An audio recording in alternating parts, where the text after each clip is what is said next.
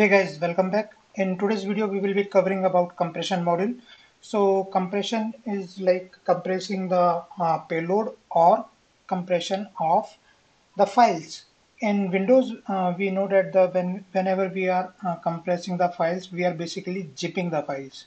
So we are having WinRAR or WinZip to unzip a particular zipped or archived file. So in other operating system, it may differ with the different names. It could be a zip utility or any other tool utility which can be used to extract a archive, or a compressed payload can be decompressed and can be seen as the original payload. So keeping that thing in mind, we will be covering this compression module within Mule4. We will be using Mule 4.3.0 and the endpoint is to be 760, that is the latest one. So without any further ado, let's quickly jump to the main use case of compression module. I have divided this entire discussion into the three parts. The first part we will be covering about the compression and decompression. The second will be the archive and extraction of the same. So let's first start with the compression part. So there is a in order to enable the compression module, you have to first add that particular module from the Exchange. So just click on search in Exchange and look out for compression. Just select this one, the first one, and put it on the right hand side using the add button. Click on finish. Once you click on finish, it will update your Maven dependency file accordingly, and you should be good. Since I have already added it, you can see this compression module is listed in the available modules. So we will start with the compression part. This is the HTTP listener, and it will be taking a payload. So it's a postman method in it's a post method within the advanced. You can see the post method. I will be sending a JSON message. It will first log it, receive request and the payload. After that, it will just set the payload, and after that it is going to compress it using the gzip compressor. So apart from gzip compressor, it also gives the option of zip compressor. So depending on the compressor you are going to use, you have to use the decompress settings accordingly. So once the payload is being compressed, I have put down a logger. It will print the compressed payload in a particular format. I will going to show that. And this is a write to file activity. It is going to write the payload.gunzip. So a folder inside the src main resources will be created. So inside the compressed payload.gunzip will be created. The rest of the things will be like creation of all the things, and I will be putting a logger like file compressed and is available. And after that, I'm going to decompress the same content of the payload, and because it is in the compressed format till it gets into the input of decompress operation. After that, it will be decompressed, and there are loggers to identify like what is the decompressed message. That should be the original payload, and I'm going to write it in the decompressed folder under as decompress.json. And finally, I'm going to write the logger. Like decompressed file is created. So let's get it started.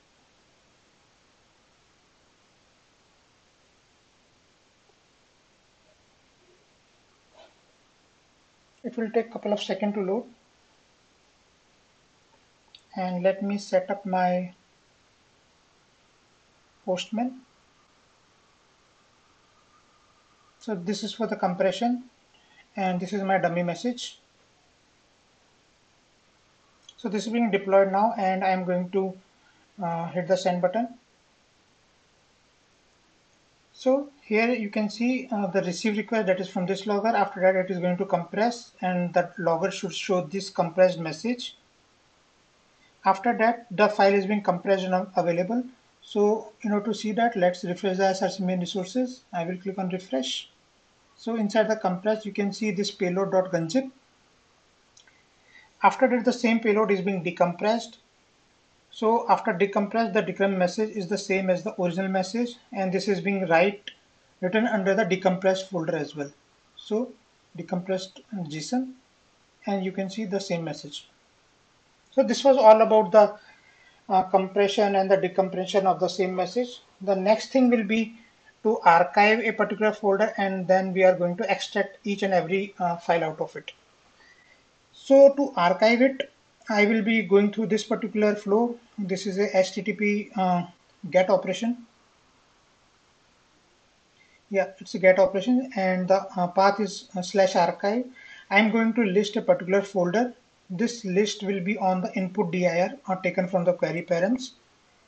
And after that, the payload will be set in this particular format. So let me show you what I'm trying to do over here. I'm just trying to take the file name. So over here in the payload, what I have set is like the file name along with the content of it, and the same is going to under the archive. So it is being archived, and after that there is a logger which shows the archive payload, and then it is being written onto a particular location inside src main resources archive as payload gunzip, and then there is a simple logger which is going to say archive file created. Similarly, as we move from the archive location to the extraction, I will follow the second flow. So let's first finish off the archive path first. So this is about the archive, and I have given the path as input. So within the input folder in the src main resources, if I show you, there are 4 files, 1, 2, 3, and 4 files. Okay, and I'm going to delete this file. Delete. Okay, so if I run this send, it has generated something, but I am not able to infer out anything out of it. So what it does basically, let me refresh the src main resources and stop this for a while. So what it is going to do, like if I refresh it, you can see the archive folder, and it is having a payload.gunzip. And if I expand this payload, the same 4 files I am able to see: the best practice client ID, those the couple of screenshots are there. Okay, now I have to refresh this guy once again. So I will delete this particular folder, and let me explain the extraction part of it. So there is HTTP listener, and this is again a get operation. After that there is a logger which shows extraction request is received. Then I'm going to read it the archive payload.gunzip file, and then there is an extraction process get started.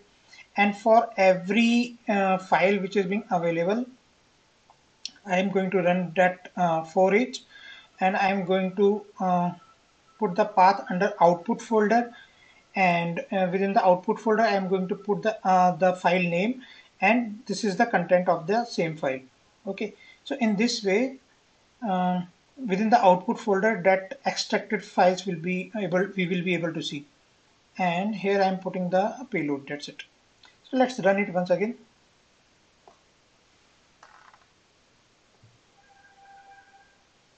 In the meanwhile, I will go to my extract this one.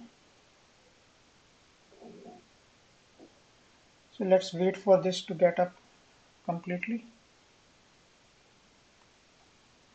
As of now, there is no output folder created. I will clear up the console and hit it again from the Postman.